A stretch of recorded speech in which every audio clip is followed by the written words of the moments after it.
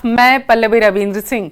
Churu DTO के उप निरीक्षक रॉबिन सिंह और विधायक हरलाल सहारण के विवाद का एक वीडियो सोशल मीडिया पर वायरल होने के बाद अब एक बार फिर से उप निरीक्षक रॉबिन सिंह का वीडियो वायरल हो रहा। वायरल वीडियो में अपनी मूंछों पर ताव देते हुए सिंघम स्टाइल में रॉबिन सिंह डायलॉग डिलीवरी करते नजर आ रहे हैं, जिस पर पूर्व नेता प्रतिपक्ष राजेंद्र राठौड़ ने कहा है कि अपने कंडक्ट से पूरे जाकर इस तरह की कोई बात कहेगा तो उसके खिलाफ कार्रवाई होगी। वर्दी मुझे दहेज में नहीं मिली, ना ही किसी मंत्री और संतरी की सिफारिश से हासिल करी। कंपटीशन फाइट करके सुप्रीम कोर्ट से हासिल किया है। अब भी किसी को अहम या बहम हो कि रॉबिन सिंह ड्यूटी पे होगा और हम बिना फिटनेस और ओवरलोड के गाड़ी निकाल लेंगे, तो नहीं, बिल्कुल नहीं। मैं उनमें से नहीं जो पतली गली से गुजर जाऊं, मैं उनमें से हूं दरवाजा खिड़कियां तोड़कर अंदर आऊं। जब मैं मरूं तो मेरा हाथ मेरी मूंछों को ताव दे रहा हो और मेरे चेहरे पर यही स्माइल हो जो आज है।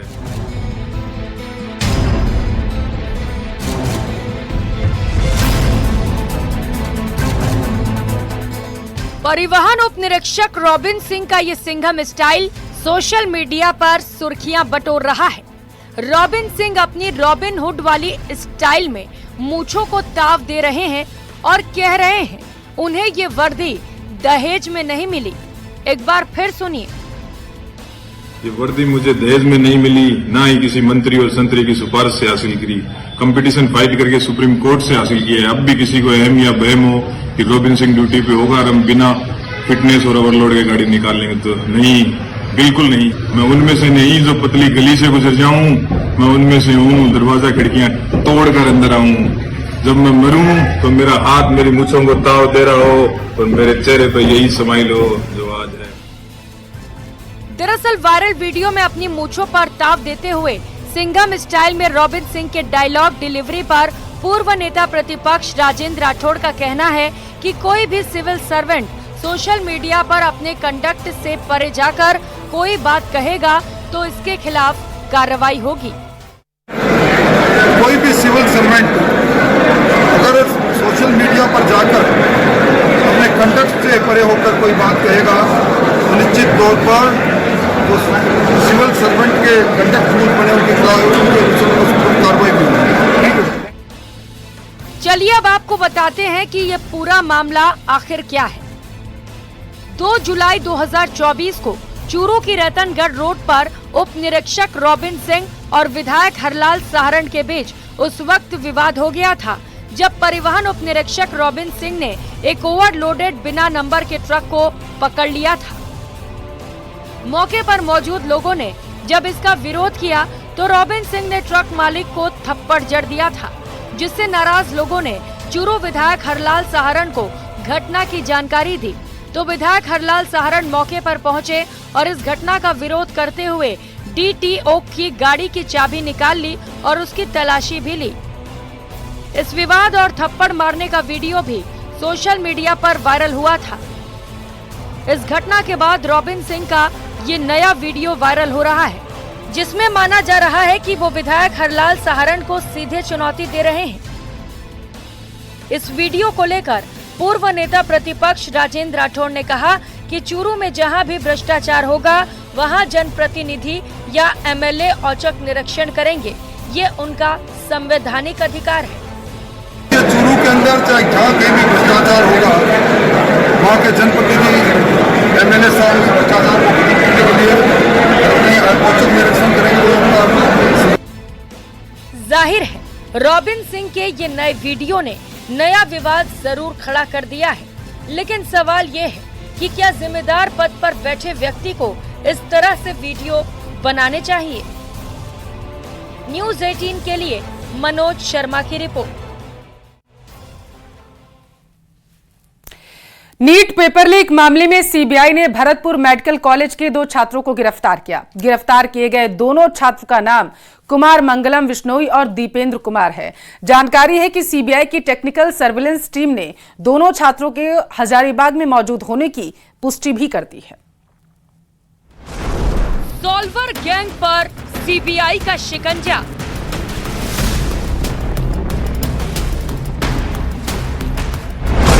शहर शहर जुड़े तार, मुन्ना भाई गिरफ्तार।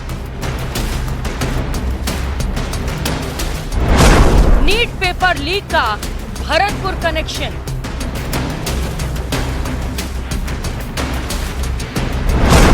सीबीआई ने एक मास्टरमाइंड, 2 सॉल्वर को दबोचा।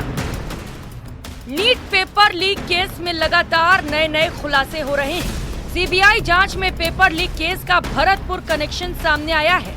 सीबीआई ने भरतपुर मेडिकल कॉलेज के 2 स्टूडेंट कुमार मंगलम और दीपेंद्र कुमार को गिरफ्तार किया है। सीबीआई की टेक्निकल सर्विलांस टीम ने दोनों स्टूडेंट के एग्जाम के दौरान हजारीबाग और झारखंड में मौजूद होने की पुष्टि की है। सीबीआई ने 18 जुलाई को भरतपुर में दबिश देकर जगन्नाथ पहाड़िया मेडिकल कॉलेज से 2 छात्रों को गिरफ्तार किया था। दीपेंद्र 2023 और कुमार मंगलम 2022 बैच का स्टूडेंट है। दोनों छात्र सॉल्वर का काम करते थे। पटना एम्स से गिरफ्तार आरोपियों की मोबाइल डिटेल के आधार पर दोनों की पहचान हुई थी। नीट पेपर लीक मामले में भरतपुर मेडिकल कॉलेज का जो कनेक्शन है वो सामने आया है और 18 जुलाई को सीबीआई की टीम यहां पर पहुंची।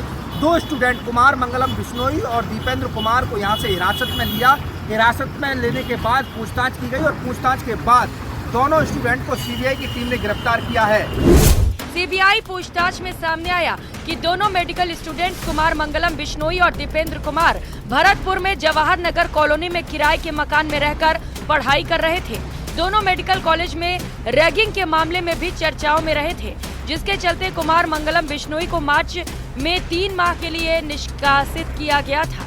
साथ ही 25,000 रुपए का जुर्माना भी लगाया। इसकी जानकारी सीबीआई टीम को भी दी गई थी।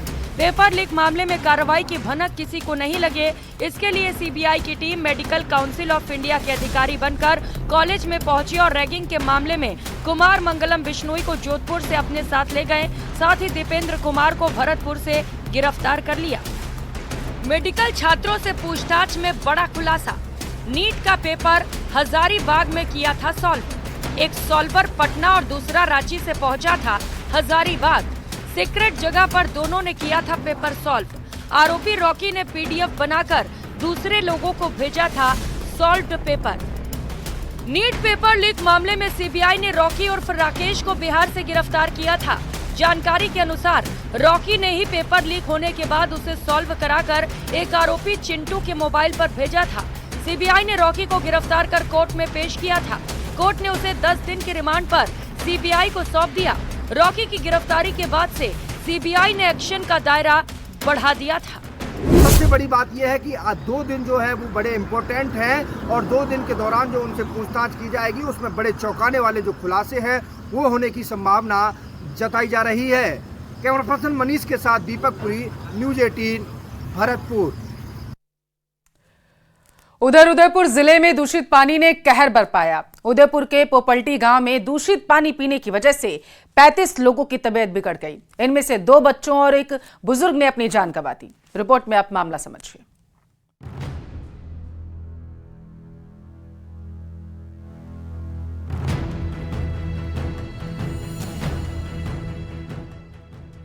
उदयपुर जिले में दूषित पानी ने कहर बरपाया है। उदयपुर के पोपलटी गांव में दूषित पानी पीने से 35 लोगों की तबीयत बिगड़ गई है।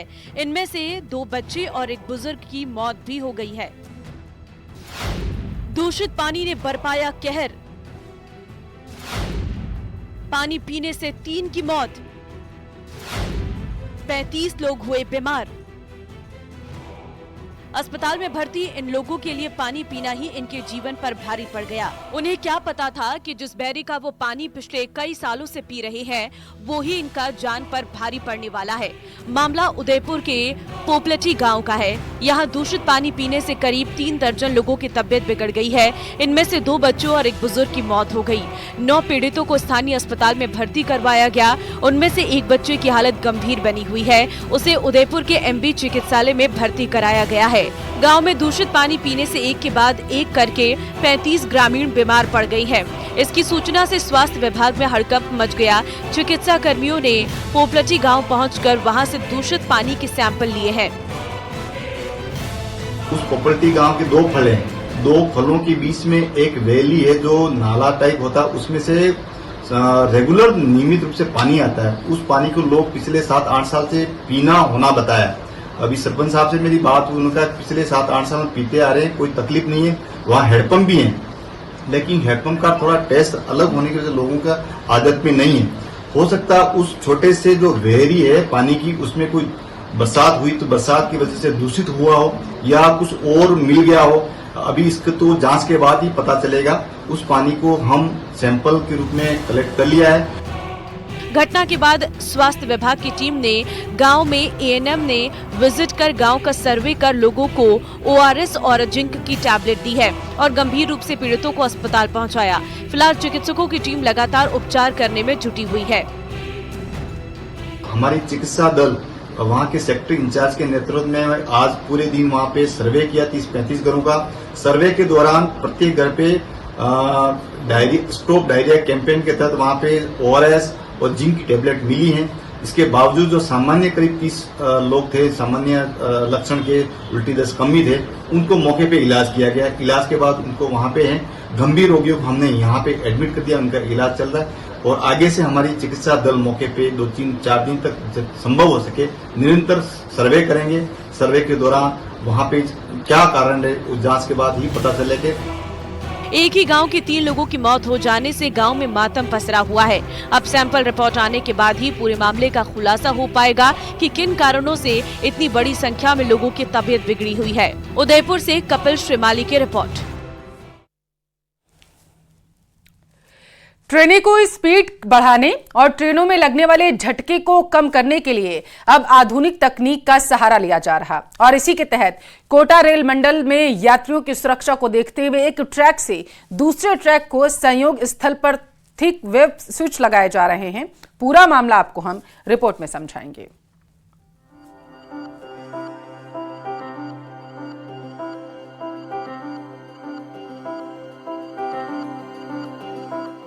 आने वाले दिनों में रेल यात्रा को और सुरक्षित और ट्रेनों की स्पीड बढ़ाने के लिए भारतीय रेलवे तेजी से काम कर रहा है। इसी के तहत कोटा रेल मंडल में रेलवे ट्रैक पर अब परंपरागत स्विच की जगह थिक वेव स्विच लगाने का काम तेजी से चल रहा है। इससे पटरी बदलते समय ट्रेन की रफ्तार कम नहीं होगी।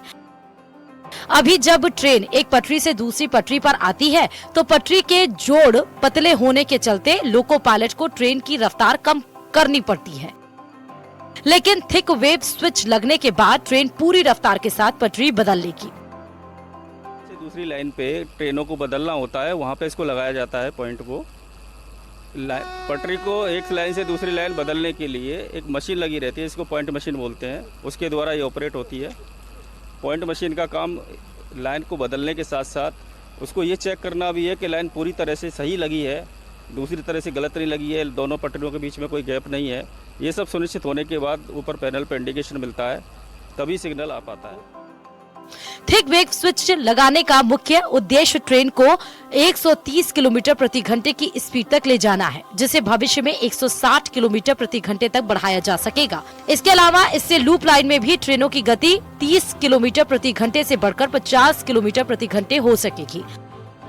बता दें कि थिक वेव स्विच को इस प्रकार डिजाइन किया गया है कि यह कंक्रीट स्लीपरों पर आसानी से स्थापित किया जा सकता है। थिक वेव स्विच ट्रैक की सुरक्षा को मजबूत बनाने के साथ साथ उसके लाइफ को भी बढ़ाता है और तेज स्पीड में कंपन की भी काम करता है। में इसकी थिक की मोटाई ज़्यादा है, वेव की टंगरेल जो रहती है, इसकी वजह से जो हाई स्पीड ट्रेन से वाइब्रेशंस होंगे उनका इम्पैक्ट नहीं हो, ट्रेन ज़्यादा स्मूथली चल सकें बिना किसी को डैमेज हुए। रोलिंग स्टॉक की और सबकी पैसेंजर्स की सुरक्षा के लिए इसलिए इस डिवाइस को लगाया गया है, आरडीएसओ द्वारा डेवलप किया गया है। और 140 kmph से ऊपर यदि ट्रेन की रफ्तार बढ़ानी है तो ये डिवाइस बहुत ज़रूरी है, मैंडेटरी है। कोटा रेल मंडल में रेलवे ने पहली तिमाही में 106 लाइनों पर ट्रेनों की रफ्तार बढ़ाने के लिए लाइनों पर थिक वेव स्विच लगाए हैं। रेलवे की सुविधाओं को विस्तार के उद्देश्य में इंजीनियरिंग विभाग की ओर से अत्याधुनिक तकनीक का उपयोग किया जा रहा है, जिससे रेल परिचालन के साथ संरक्षा में इजाफा किया जा सके। इसी दिशा में पश्चिम मध्य रेल में अलग अलग रेल खंडों में स्पीड को बढ़ाने के लिए नई तकनीक का उपयोग रफ्तार को गति दी जा रही है। जो कि इस तरह से जो है ट्रेन की पट्टियों का चेंज ओवर मोड एक तरह से कह सकते हैं। और ये डिवाइस आप देख सकते हैं कि ये इधर दूसरी तरफ मेरे कैमरामैन दिखाएंगे, ये आपको नज़र आएगी। इसको पैनल से ऑपरेट किया जाता है और ऑपरेट करने के साथ में ये कह सकते हैं कि ये सिस्टम जिसको लेकर के रेलवे अब एक्टिव मोड में है और तेज़ी से ये सिस्टम इंस्टॉल किए जा रहे हैं पटरियों पर, ताकि ट्रेनों की रफ्तार को बढ़ाया जा सके और 160 किलोमीटर प्रति घंटे की रफ्तार जो है वो छू ली जाए। हिमांशु मित्तल, न्यूज़ 18।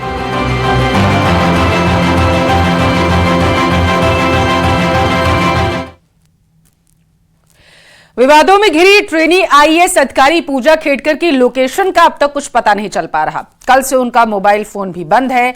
पुणे पुलिस उनसे संपर्क नहीं कर पा रही है। अब सवाल ये उठ रहा है कि पूजा खेडकर आखिर है कहां?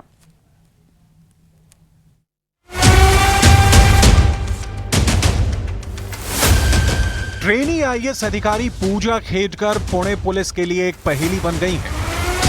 पुलिस को उनकी लोकेशन नहीं मिल पा रही है। कहां है पूजा खेडकर? महाराष्ट्र के पुणे में, वासिम में या मसूरी में?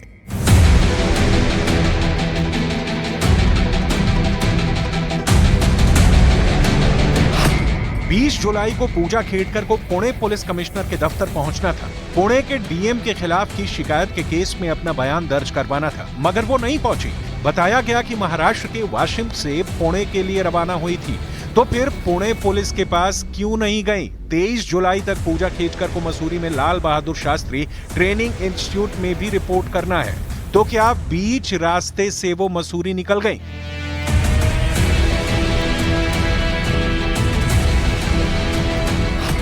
पुलिस सूत्रों का दावा है कि पूजा खेडकर का मोबाइल फोन स्विच ऑफ है। अगर ऐसा है तो क्यों है? पूजा खेडकर पुलिस के सामने क्यों नहीं जा रही? क्या उन्हें अपनी गिरफ्तारी का डर सता रहा है? क्या पुलिस से बचने के लिए अपनी मां के नक्शे कदम पर चल रही हैं पूजा खेडकर?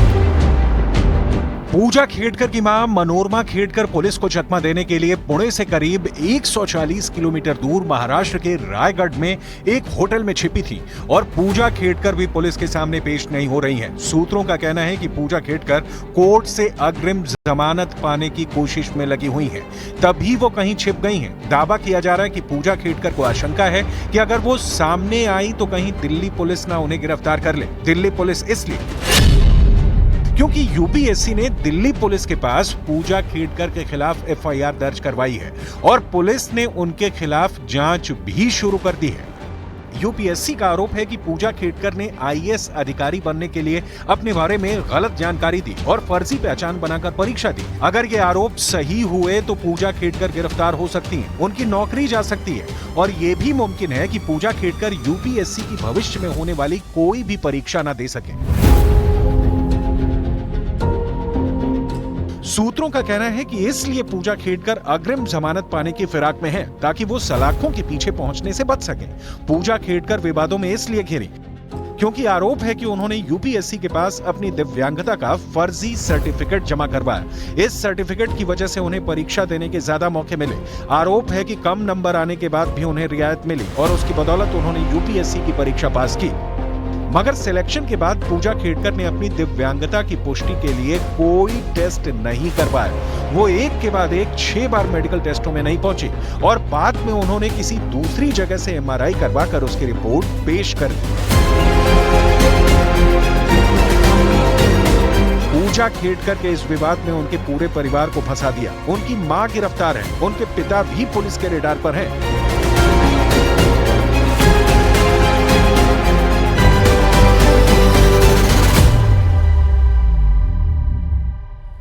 अलीगढ़ से लिव इन जिहाद का हैरान करने वाला मामला सामने आया है। पीड़िता का आरोप है कि आकिब ने आकाश बनकर उसके साथ 2 साल तक दुष्कर्म किया। जब शादी करने का दबाव बनाया गया तो उसने धर्म परिवर्तन की शर्त रख दी। पीड़िता की शिकायत पर पुलिस ने केस दर्ज कर आरोपियों को पकड़ने के लिए 6 टीमें गठित की।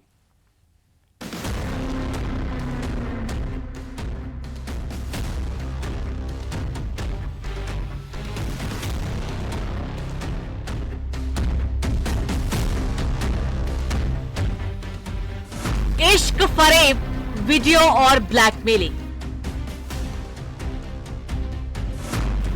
आकिब का आशिकाना फरेब, इश्क में फसाद फिर लव जिहाद। मोहब्बत का हसीन सपना दिखाकर जिहादी इश्क का खेल खेलने वाले इतने शातिर होते हैं कि उनकी जाल में फंसी लड़कियां वक्त रहती जान ही नहीं पाती कि उनके लवर के मंसूबे क्या हैं, और जब पता चलता है तो बड़ी देर हो चुकी होती है। लव जिहाद की ये कहानी अलीगढ़ से सामने आई है। आरोप है कि आकिब ने आकाश बनकर उसके साथ 2 साल तक रेप किया। जब शादी करने का दबाव बनाया तो उसने धर्म परिवर्तन की शर्त रख दी।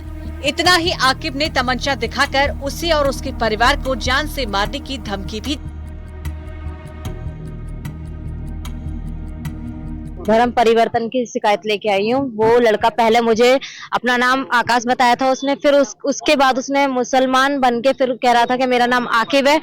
फिर उसके बाद उसने जबरदस्ती करने की कोशिश की, ब्लैकमेल कराया मुझे, गोलियां दी है मुझे। उसके बाद मेरे भाई को धमकी दी है गोली से मारने की। अबे तमंचा रखता था, वो गोली की नशे की दवाई देता था, उसने ब्लैकमेल करता था। हाँ, ब्लैकमेल किया। इश्क में फरेब की ये कहानी जैसे ही हिंदू संगठनों को लगी, उन्होंने आसमान सिर पर उठा लिया। पीड़िता को इंसाफ दिलाने के लिए संगठन के लोग बन्ना देवी थाने पहुंचे और आरोपी के खिलाफ केस दर्ज करवाया। अब पुलिस ने आरोपी को पकड़ने के लिए 6 टीमों का गठन किया है। मुझसे अपना वास्तविक नाम छिपाकर, गलत नाम बताकर, शादी का झांसा देकर सारे के संबंध स्थापित किए, फोटो बनाकर ब्लैकमेल करना बताया है। तहरीर के आधार पर अभियोग पंजीकृत कर लिया गया है। पीड़िता का मेडिकल कराते हुए विधिक कार्रवाई अमल में लाई जा रही है। अभियुक्त को हिरासत पुलिस में ले लिया गया है। पीड़िता ने बताया कि सराय रहमान मछली वाली गली निवासी आकिब ने व्हाट्सएप पर आकाश बनकर उससे दोस्ती की। इसके बाद दोनों की नजदीकियां बढ़ी और शारीरिक संबंध बन गए, लेकिन शातिर आकाश ने इसी दौरान लड़की का MMS बना लिया। तब तक पीड़िता नहीं जानती थी कि जिसे वो आकाश समझ रही है वो दरअसल आकिब है। बस उसके बाद कार्रवाई ऐसी हो कि वो कभी मतलब छूटे ही ना। हाँ, उसने मेरा नंबर लिया था किसी और से, व्हाट्सएप पे हुई थी मुलाकात। उसके बाद उसने बताया। हाँ, धर्म परिवर्तन की बात कि अगर तमंचे के नोक पे अगर तू मुझसे शादी नहीं करेगी तो मैं तेरे को जान से मार दूंगा, कि मुस्लिम बन जा मेरे लिए। जब पीड़िता को आकाश के मुस्लिम होने का पता चला तो उसके होश उड़ गए। इसका विरोध करने पर आकिब ने उसके परिवार वालों को तमंचे के बल पर डरा धमकाकर 2 साल तक हैवानियत की। इस बीच आरोपी युवक ने उसे कई बार नशे की दवाइयां भी दी और फिर आखिर में अपनी सबसे शातिर चाल चली, धर्म परिवर्तन की चाल।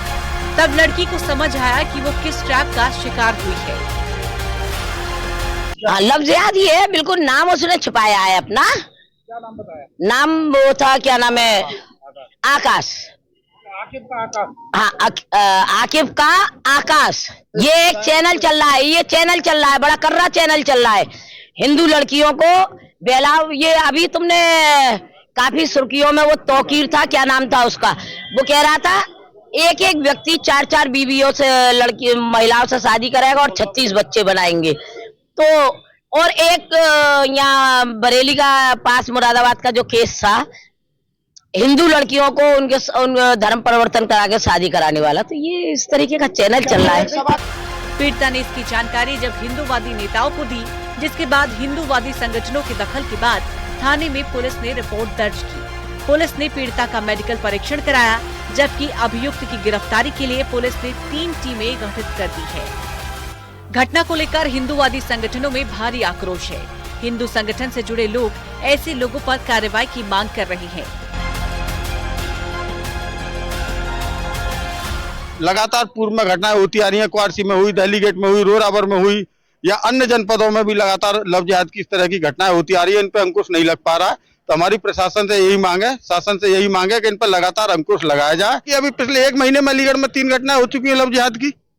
क्वारसी हुई, दिल्ली गेट हुई, रोरा और हुई, आज ये 4थी घटना हो गई 1-1.5 महीने के अंदर अंदर लगातार घटना हो रही है। लव जिहाद के लिए, सनातन की रक्षा के लिए, हिंदुत्व की रक्षा के लिए हमें हथियार उठाने पड़ेंगे। हम पीछे नहीं उठेंगे, रुकेंगे किसी भी सूरत में। फिलहाल पूरे मामले में जांच जारी है पुलिस की 6 टीमें आरोपी की तलाश में लगी हुई है। आरोपी जल्द ही सलाखों के पीछे होगा। अलीगढ़ से न्यूज 18 के लिए रंजीत सिंह की रिपोर्ट। यहाँ रुकते हैं एक छोटे से ब्रेक के लिए। ब्रेक के उस पार आपको दिखाएंगे 30